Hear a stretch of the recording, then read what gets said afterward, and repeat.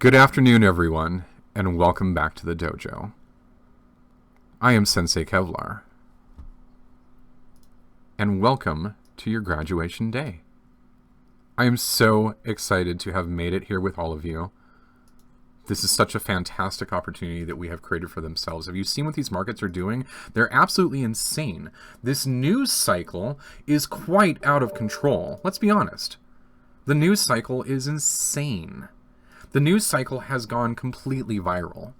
With Bitcoin going into every aspect of every corner of every news cycle, it's all anyone is talking about. It has become a meme. Bitcoin, the meme. So that's what we're going to talk about today in our graduation class. We're going to talk about the nature of memes. We're going to talk about the nature of marketing and how you can leverage marketing in order to leverage this opportunity further moving forward within this community.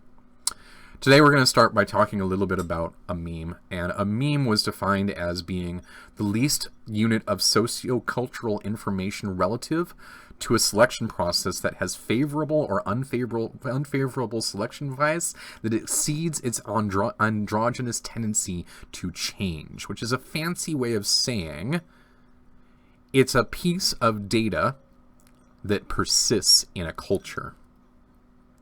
It is a unit of cultural transmission, the smallest unit of imitation. The idea behind a meme is it can be easily replicated, easily shown, easily imitated. It's subject to evolutionary pressures because it can undergo different selections in terms of things that are considered funny might get selected more often, whereas things that are not funny might get selected less often. A piece of thought that's copied from person to person, regardless of the thought contains others inside of it or forms a larger part of the meme. This is critical. To be able to structure a meme, you have to be able to have a piece of thought that gets copied from person to person. And it ranges from a single word to an entire set of dogmatic principles and self-serving axioms, like LOL cats, right? And the maximum impact... For maximum impact, they exert evolutionary biases in their favor. So what are we talking about here? Let's talk about a little bit about how these things, these memes, they go about achieving their goal of spreading by copying a piece of thought from one person to another. Because this is critical in what we're about to try and explore. And I want you to really understand the fundamentals, the mindset behind memes, and the mindset behind viral replication. The memes contain marketing messages that go so far as to put words in people's mouths. Bitcoin is a really good example because it goes as far as to put words in people's mouths, like money, rich, profit, things of that nature. Its marketing message is really centered about economics and money, and everyone likes money. So is BitConnect, for that matter. Make a little profit, get some loans. Every marketing message that's effective has a replication structure that is self-automating like a virus. The payload is the meme. The target is the user's lifestyle. The carrier is an enabling technology. And the vector is a product. This is just like how a virus works. In a virus, the payload is the DNA that's going to replicate. The target is the cells that contain the cells, the DNA that the virus wants to infect. The carrier is the DNA itself, and the vector is infection. Airborne infection. Well, in a meme, the payload's the meme, the target is the user's lifestyle, the carrier is the enabling technology, GIFs, YouTube, streaming, the web, and the vector is the product. In any of these things, simplicity is required. Conservation of resources is a good avenue in that regard.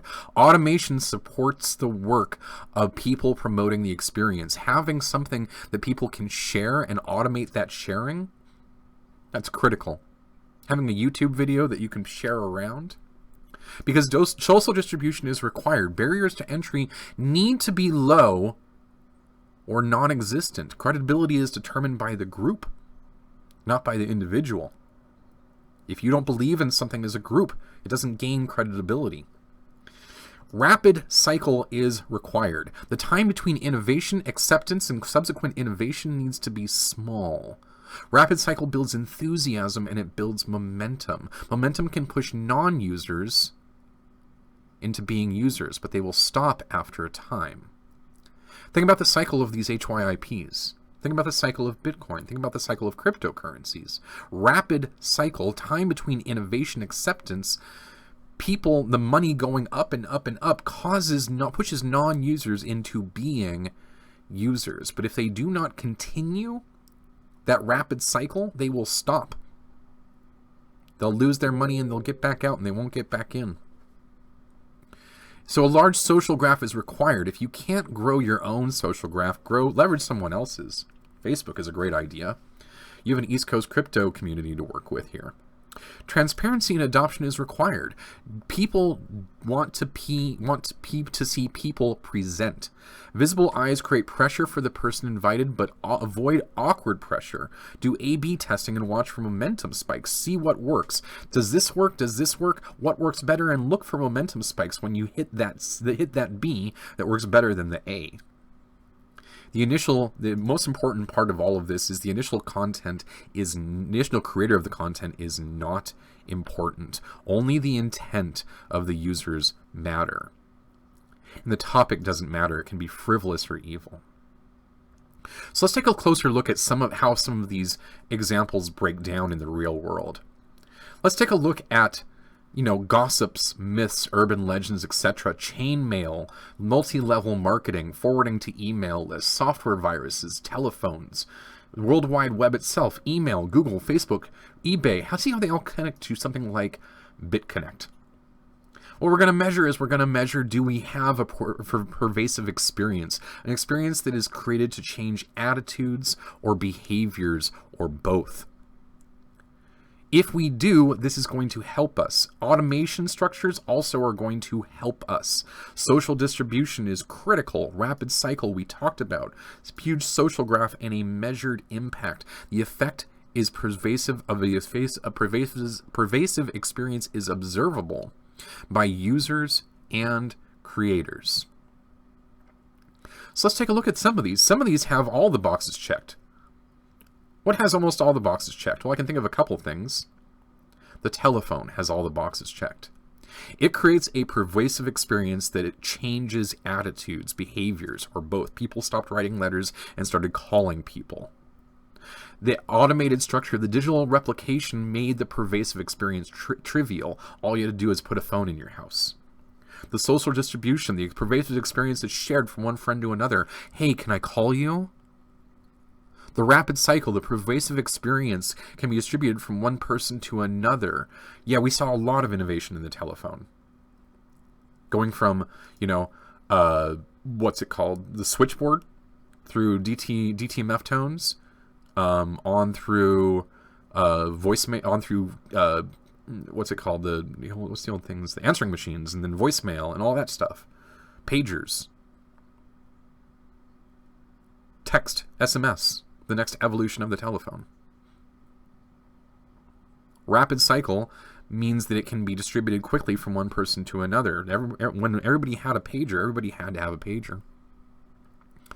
Probably don't remember that, a lot of you, but now everybody has to have a cell phone so they can text.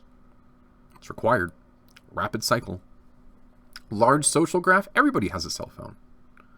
The pervasive experience can potentially reach millions of people through connected social ties or structured interactions, and it has a very measured impact. Well, this is true of BitConnect. Sometimes it has a pervasive experience that changes attitudes, behaviors, or both. Sometimes this is true of Bitcoin. Sometimes it's true of cryptocurrency in general. But the automation is not there. It's a very manual process. It requires people to make a very considered set of actions. They have to download a wallet. They have to go to Coinbase. They have to get out their credit card. It's a very committed set of actions. Replication simply isn't there. But the social distribution is. Everybody's talking about it in the news. Everybody's talking about it on Facebook. It's all anybody's talking about on YouTube. And the rapid cycle is definitely present. The huge social graph, absolutely. Right? All of these things are very much present. So let's take a look at how these things transmit. Again, coming back to that same list here, you have a couple different ways in which these things move about. There's the equality of parenthood, an idea which influences children to take up the same idea as their parents is going to be more effective at spreading its message. The efficiency of parenthood, the idea which increases the proportion of children who adopt the ideas. Cultural separatism exemplifies one practice. Having lots of children means you're more likely to have children which follow your idea. Things that cause you to proselytize. Ideas that are passed beyond one's idea to one's children are going to replicate better. Preservational. If it causes you to hold on to them or continue to hold on to them for a long time, or it encourages longevity in you, it's going to be more likely to stick around as an idea.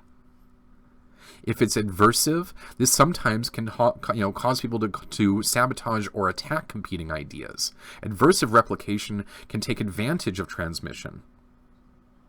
If it's cognitive, if they're perceived as cogent by the population, if they're motivational, if they are ideas that people adopt because they perceive self-interest in adopting them. Well, what can we do here? What can we do for Bitcoin and cryptocurrencies and BitConnect? Okay. Does it increase the quality of parenthood? Not really, right? Efficiency of parenthood? Probably not. Does it cause people to proselytize? It's an interesting idea. Maybe, I'd say. Sometimes. Maybe not. Not so much. Preservational? Not so much, right? It doesn't necessarily cause you to hold it on to a long time, but it's very adverse. This idea that you can just prop up a new economy and have it just, go, and it's terribly, terribly cognitive. Absolutely incredibly cognitive. People who they rely on a cluster of ideas. They rely on a cluster of technologies and a cluster of understandings in order to transmit this idea that there's a new economy forming. And it can sometimes be motivational. The idea that, you can get rich with these things is definitely one of those motivating factors. And what you're seeing is over time, you're seeing more of these checkboxes get filled. You're seeing more of these preservational ideas, the more proselytic ideas, the more motivational ideas get explored more. And that's causing these things to become spread more than Facebook's or Craigslist or Amazon, which does not have the same evolutionary advantage. So what are we talking about here? We're talking about ways in which people understand new concepts through transmission of those ideas. Remember the transmission aspect, where you have a large social graph and you're you're spreading the idea, this piece of thought that's copied from one person to another, that's replicated like a virus. The payload is the meme. The target is the user's lifestyle. The carrier is the enabling technology, and the vector is the product. Well, if you want to have success in these markets, if you want to have success in trading, if you want to have success in your life, if you want to have success in any group activity, if you want to have success in anything which requires a group of people to work with you, you need to be on the same page about what it is we're doing. The way that you get people on the same page about what it is we're doing is by spreading these ideas, by transmitting these pieces of thought that get copied from one person to another, just as I have done with you. Just as I have done with you. Copying these ideas out of my head and putting them into your head expanded my opportunities. It created opportunities for me that previously did not exist, because now I have more people who are doing the same thing, and now I have more people who all believe the same thing, and now I have more people who can all do what it is that I'm doing, and that benefits me as a trader. Because now I have more market intelligence, now I have more collective intelligence, now I have more people all trading the same signals, now I have more people all generating the same buy signal places at the same buy time. Why? Because they all believe the same thing that I believe. That Bitcoin's going to go up when it comes down. That trading will make you rich. That having a plan and trading the plan, planning the trade and trading the plan, will keep you profitable. Is that a pervasive experience? Does that have a measured impact? Plan the trade, trade the plan? Is that proselytic? Is that cognitive or motivational? Plan the trade, trade the plan? What I'm doing is I'm showing you what I believe. I'm showing you what I believe fundamentally, and I'm asking you if you believe it too. And I'm asking you if you believe it too, then won't you also replicate the information? Copy that thought from one person to the next.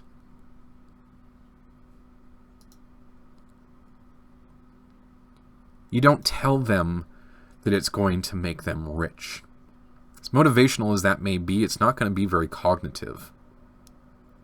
Might be proselytic, might be preservational, could be adverse, but it's not going to set well with the cognitive.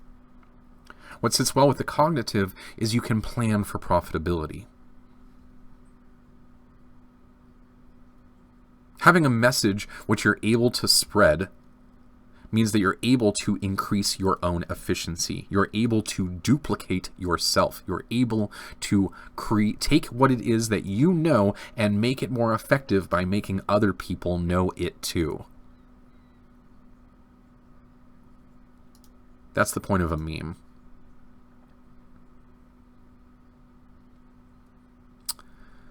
And that's why music videos featuring cringe rap about loaning crypto work. Because it's so cringeworthy that you can't help but not share it. It's adverse. It becomes proselytic. It becomes motivational to share something that you're laughing at with your friends because you want them to laugh at it too. Y'all think the BitConnect cringe rap video is silly? I think it's brilliant. It's brilliant because it is so damn silly.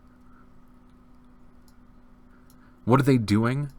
They're getting people out there and they're getting them to spread a message. That message is silly enough for them to spread. It's funny. It's a laugh. It's a joke. That joke is a piece of thought that's copied from a person to a person. This video is hilarious. You have to watch it. Let me put it on my Facebook wall. Well, then they ask the question, well, what the fuck's BitConnect?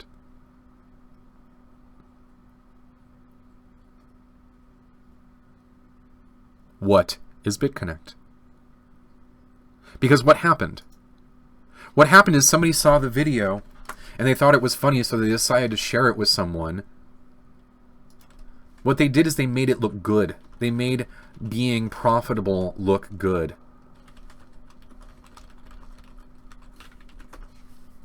They made being profitable look good. Okay? Get past this ad right here. Giving you an extra ad in your YouTube. This is a famous video of the the guy dancing at the Sasquatch music festival. And in the beginning, he's dancing all alone. He's just some dude out there, and he's just being wild. He's just, kind of freaky. And here's the thing. He's dancing. He's dancing alone, and he's making it look fun, okay? He's telling people, hey, this is fun. I'm having fun. Y'all are not having fun, but I'm having fun. Well, having fun is a motivational message. Having fun you all are not having fun is an adverse message. I'm having fun is a motivational message. It makes people motivated to have fun too. They want to have fun too. Why? Because they see he's having fun. And so what happens? This guy's off having fun, and so another guy comes him. He starts having fun too. Why? Because it looks like fun. Now, something that's interesting that's happening here is instead of shooing him away and saying, no, you can't have fun, he is welcoming him as an equal. Okay? He's bringing him into his dance. He's making him a part of what he's doing. He's making it fun to be like him. He's making it fun to copy him. This guy has a proselytic idea that is motivational, and he's spreading it, and other people are picking up the message. And what is he doing? He's signaling to other people that it's fun. He's calling to his friends. He's spreading the message. He himself is evangelizing. Did this guy tell him that he needed to evangelize? No. If he told him that he needed to evangelize, do you think he would be so motivated to evangelize? Maybe not. The fact that he understands that it's fun for his friends to join him is enough. And so they continue to dance and be silly and have fun and make it look fun. They're dancing and it's fun. And other people see this fun that they're having as they get called to come join in the fun. And so they start coming and having fun. Now let's take a look at what happened so far. In the beginning, we had one lone nut and he was dancing. Then we had his first follower. His first follower played a key role in this movement. His first follower did something very important. Number one, he made it socially acceptable to be a lone nut. Because when it's a lone nut, you're just some crazy guy. But when you have a first follower, well, maybe they know something that we don't know. And as soon as this third guy sees these other two guys knowing something that he doesn't know, well, he wants to get involved. Because maybe this guy would not have joined if it had just been one guy. But the minute it became two, suddenly you've got three. You see, the first follower is an underrated form of leadership. As much as a leader as this guy is a thought leader with regards to what we could be doing to have fun and showing people what his thoughts are with regards to how to be a leader, the other guy is more of a leader. Because alone, this guy is just a nut, but with a first follower, following becomes the message.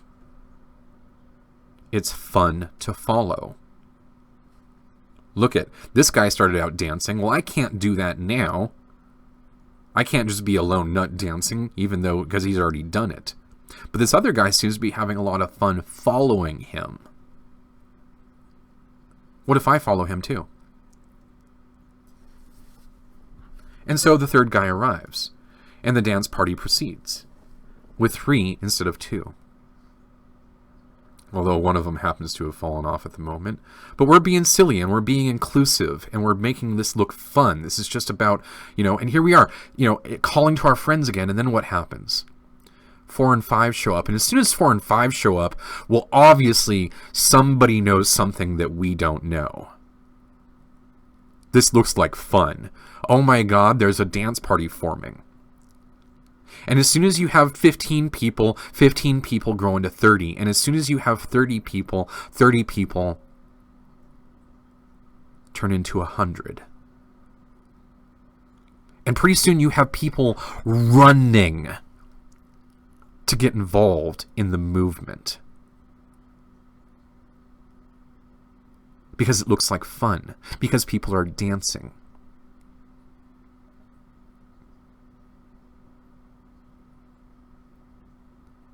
How do you get people to follow you in trading? You dance.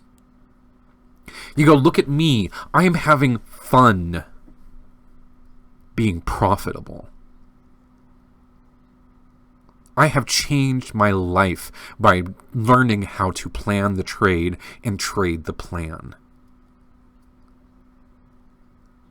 I quit my job this year because I was able to make myself financially independent, and it was fun. I'm dancing. You don't have to be profitable. You don't have to dance.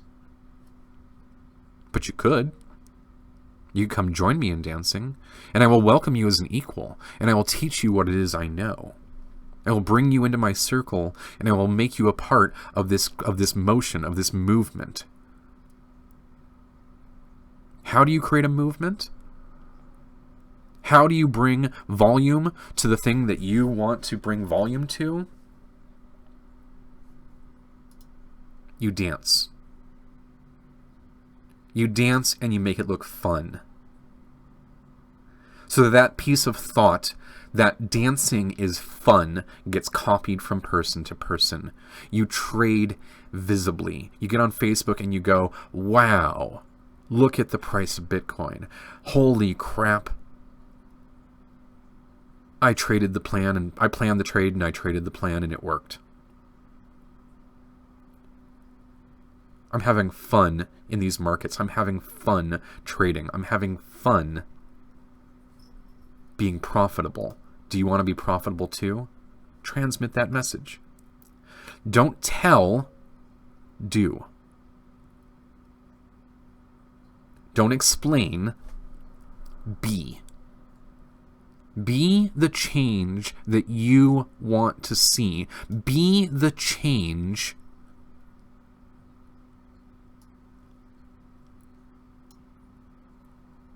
that you want to occur.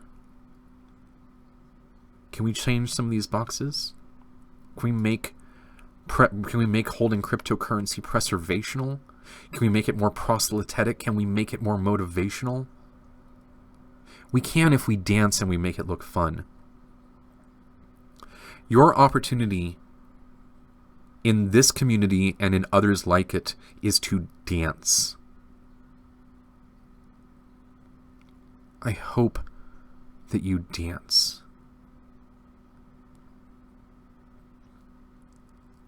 I hope that you find a way to spread your message of profitability, of control over your finances. I hope that you take away from Dojo what it is that I've taught you, and you go and you teach everyone around you how to be profitable, how to plan the trade and trade the plan, how to make money in these markets, how to make yourself financially independent, how to completely change the world in terms of economics, how to beat the system, how to dance and have fun doing it.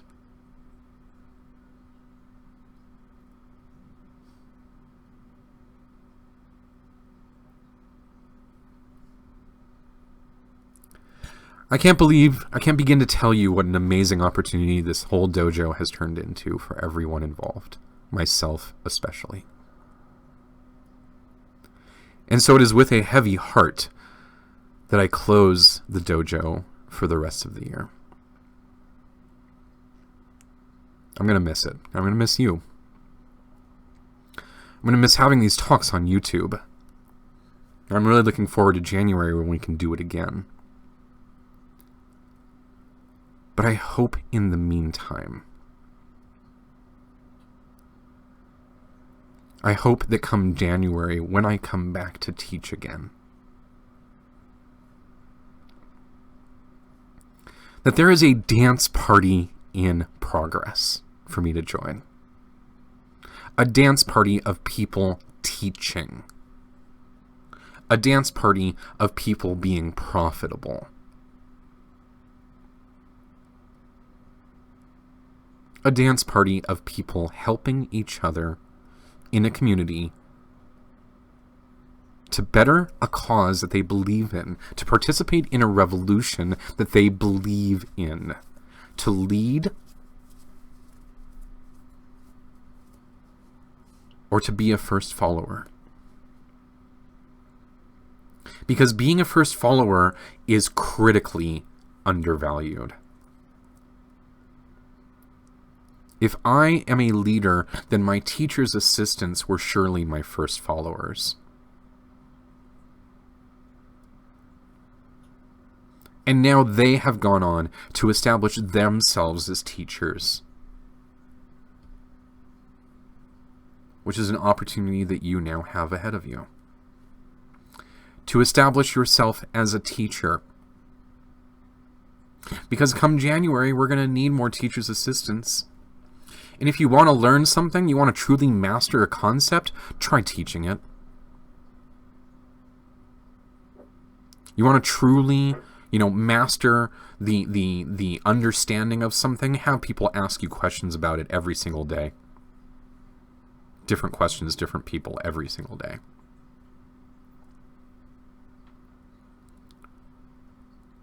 And in January, of course, will also come the return of the master class. I want to talk a little bit about the nature of the master class. In the master class, we don't necessarily talk about trading strategies. We talk about markets. We talk about market generation. We talk about signal generation. We talk about opportunity generation. Talk a little bit about automation and the role of all these things. But we don't talk about trading. Not as such. In the way of the trader, you learn how to become a whale. A whale is someone who knows how to move with the markets and make money always. The foam, the rock, and the wave. In the masterclass, you learn how to become a dragon, an investor, someone who creates opportunities, someone who generates markets. If you want to take your trading if you want to take your trading to the next level, I absolutely recommend the masterclass. And the masterclass will be returning in January with the dojo. But I want to make it really clear. The only way that the masterclass and the dojo will return in January is if there's an audience for it. The only way that there will be an audience for it, the only way that you will get more fresh new meat, more fresh people coming into your community and having me teaching them, is if you bring them there yourself. How do you bring them there yourself? You dance. You make it look so good that they can't not do it.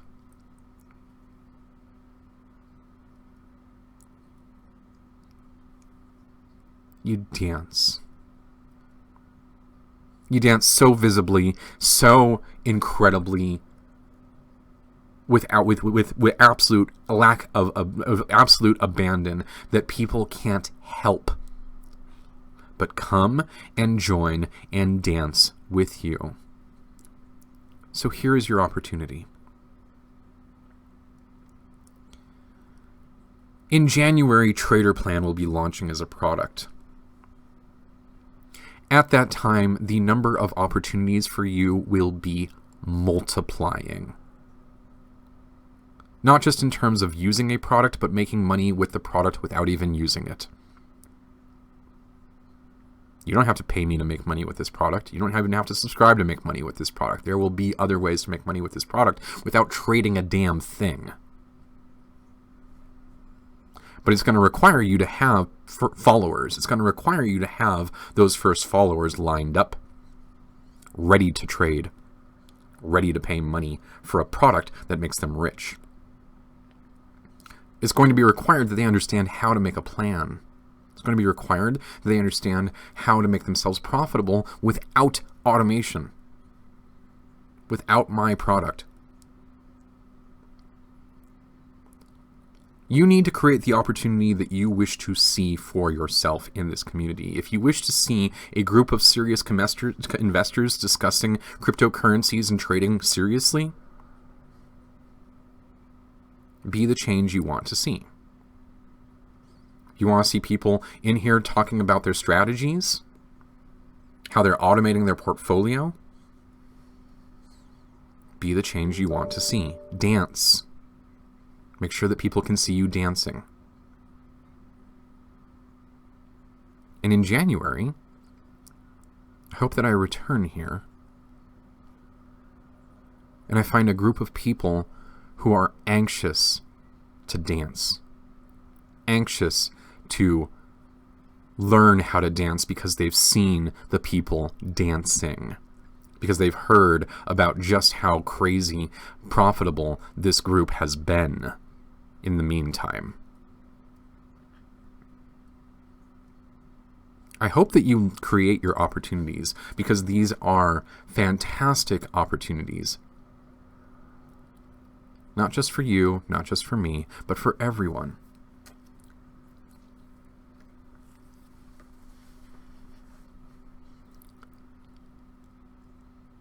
I want to take a moment to highlight my teacher's assistants this time around. There have been a few who have stuck with me since the beginning, and for that I am eternally grateful. But there is one who has consistently stepped up and performed above and beyond anyone else. You all know him, it's Casey Watkins. This guy's a hero.